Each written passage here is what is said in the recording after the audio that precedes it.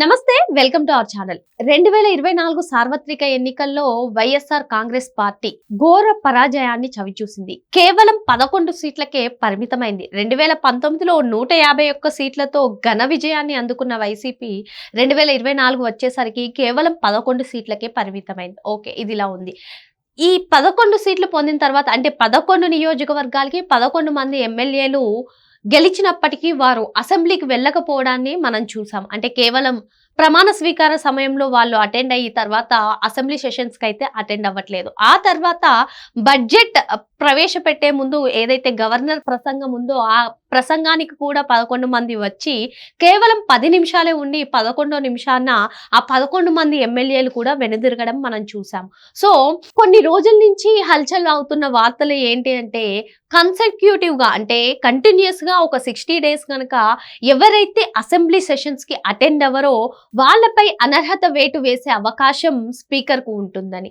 మరి గవర్నర్ ప్రసంగం సమయంలో వైసీపీకి చెందిన 11 మంది ఎమ్మెల్యేలు వచ్చినప్పటికీ కూడా గవర్నర్ ప్రసంగించే ఆ సెషన్ ను జస్ట్ కస్టమరీ సెషన్ కిందకే తీసుకుంటారు, వర్కింగ్ డే కిందకి తీసుకోరు అని చెప్పి అసెంబ్లీ సెక్రటరీ కూడా స్పష్టం చేసిన సంగతి తెలిసిందే. అంటే 60 రోజులు కూడా వాళ్ళు అటెండెన్స్ లేని పరిస్థితిలో వారిపై అనర్హత వేటు వేసే అవకాశం స్పీకర్ కు ఉంటుందని చెప్పి స్పష్టం చేశారు. సో ఇప్పుడు ఒకవేళ ఆ 11 స్థానాలకి బై ఎలక్షన్స్ వచ్చి ఆ 11 స్థానాల్లో వైసీపీ ఎన్ని చోట్ల గెలిచే అవకాశం ఉంది, ఎన్డీఏ గవర్నమెంట్ ఎన్ని చోట్ల గెలిచే అవకాశం ఉంది అని చెప్పి పయనిస్ పోల్స్ స్ట్రాటజీస్ ప్రైవేట్ లిమిటెడ్ ఒక సర్వేని చేపట్టింది. ఆ సర్వే ప్రకారం మనం చూసుకున్నట్లయితే మొత్తం 11 చోట్ల బై ఎలక్షన్స్ వస్తే కేవలం 4 చోట్ల వైసీపీగా ఆధిక్యం వస్తుందని, మిగతా 7 చోట్ల కూడా ఎన్డీఏ గవర్నమెంట్ వస్తుందని చెప్పి ఈ సర్వే అయితే తెలిపింది. మనం చూసుకున్నట్లయితే పులివెందుల్లో ప్రస్తుత పులివెందుల ఎమ్మెల్యే జగన్మోహన్ రెడ్డి మనకు తెలిసిందే.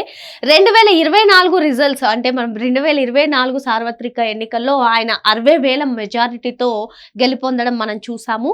ఇప్పుడు 2025లో ఒకవేళ బై ఎలక్షన్స్ వస్తే 30 నుంచి 40,000 అంటే 30,000 ప్లస్ ఆర్ మైనస్ 10,000 అయితే మేబీ 20,000 ఆర్ 40,000 మెజారిటీతో పులివెందులో వైసీపీ కైవసం చేసుకుంటుంది అని చెప్పి ఈ సర్వే తెలియజేస్తుంది. ఇంకా బద్వేలు చూసుకున్నట్లయితే 2024 ఎన్నికల్లో 18,567 మెజారిటీతో వైసీపీ అభ్యర్థి గెలుపొందగా ఇప్పుడు 15,000 ప్లస్ ఆర్ మైనస్ 5,000లో మళ్ళీ వైసీపీయే ఆధిక్యం ఆ నియోజకవర్గాన్ని సొంతం చేసుకుంటుందని చెప్పి వెలువరించింది. అరకు చూసుకున్నట్లయితే 31,877 మెజారిటీతో 2024 ఎన్నికల్లో గెలుపొందగా ఇప్పుడు 20,000 ప్లస్ ఆర్ మైనస్ 5,000 అంటే 25,000 ఆర్ 15,000 మెజారిటీతో వైసీపీ ఆ నియోజకవర్గాన్ని సొంతం చేసుకుంటుంది అని చెప్పి ఈ సర్వే తెలుపుతుంది.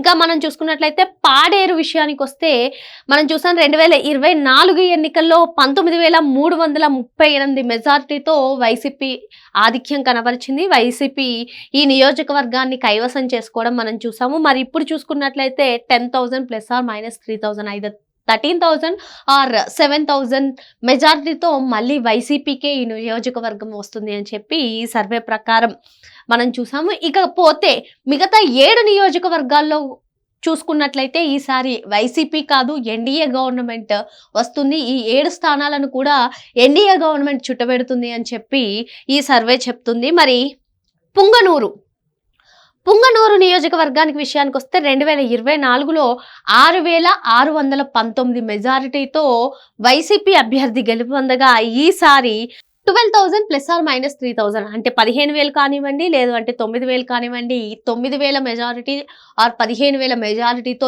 ఎన్డీఏ అభ్యర్థి గెలుపొందే అవకాశం ఉందని చెప్పి ఈ సర్వే తెలుపుతుంది.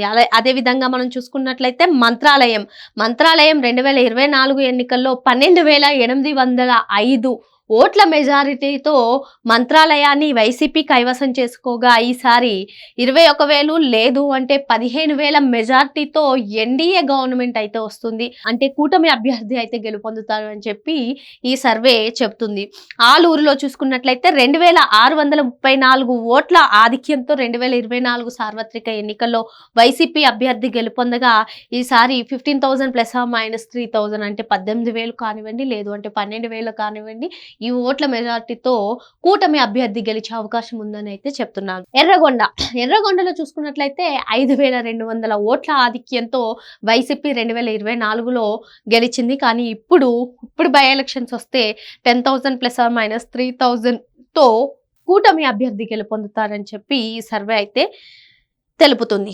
తంబాలపల్లి విషయానికి వస్తే మనం చూసాం 10,103 ఓట్ల ఆధిక్యంతో వైసీపీ గెలుపొందింది. కానీ ఇప్పుడు 15,000 ± 3,000 అయితే 18,000 ఆర్ 12,000 ఓట్ల ఆధిక్యంతో కూటమి అభ్యర్థి గెలుపొందుతారని చెప్పి ఈ సర్వే చెప్తుంది. రాజంపేట విషయానికి వస్తే 7,016 ఓట్ల ఆధిక్యంతో వైసీపీ గెలుపొందగా 2024లో ఈసారి ఇప్పుడు బై ఎలక్షన్స్ వస్తే 2025లో 10,000 అంటే 13,000 లేదు అంటే 7,000 ఆధిక్యంతో కూటమి అభ్యర్థి గెలుపొందుతారని చెప్పి ఈ సర్వే చెప్తుంది. ఇక దర్శి విషయానికి వస్తే 2,456 ఓట్ల ఆధిక్యంతో వైసీపీ 2024లో ఈ నియోజకవర్గాన్ని సొంతం చేసుకోగా ఇప్పుడు 15,000 అంటే 18,000 నుంచి లేదంటే 12,000 కానివ్వండి ఇంత ఓట్ల అంటే 12,000 నుంచి 18,000 ఓట్ల ఆధిక్యంతో టీడీపీ కానివ్వండి, జనసేన కానివ్వండి, బీజేపీ కానివ్వండి కూటమి అభ్యర్థి గెలిచే అవకాశం ఉందని చెప్పి ఈ సర్వే తెలుపుతుంది. అంటే మొత్తానికి